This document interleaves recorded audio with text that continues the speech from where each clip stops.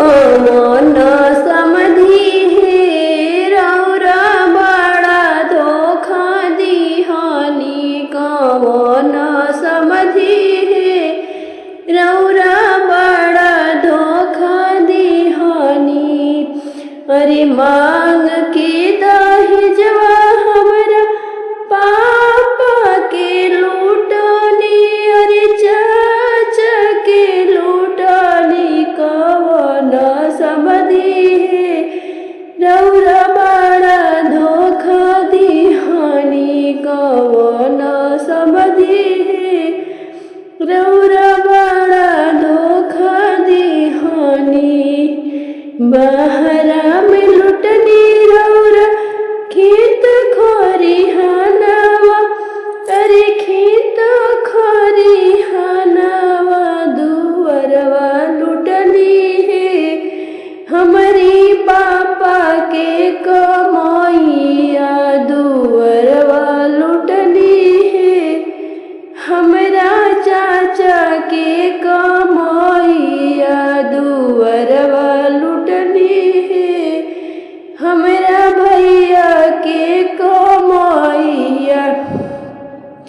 कौन समधी है रौरा बड़ा धोखा दिहानी।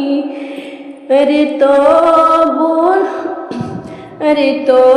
नाही मननी रौरा अगनवा चढ़ी आईनी। मड़ौआ चढ़ी आईनी। मड़ौआ लुटनी है रौरा सुंदर धियावा। मड़ौआ लुटनी है रौरा सुंदर धियावा।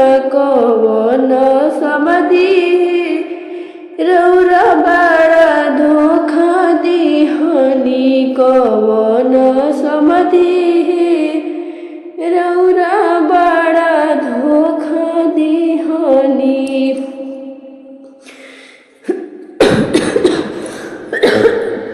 सुन कोई दिहनी हमरा माई के गोदिया।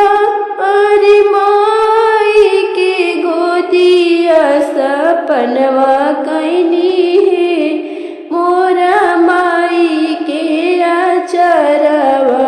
सपनवा कैनी है मोरा माई के आचरवा। कौन समधी है रौरा बड़ा धोखा दिहानी। कौन समधी है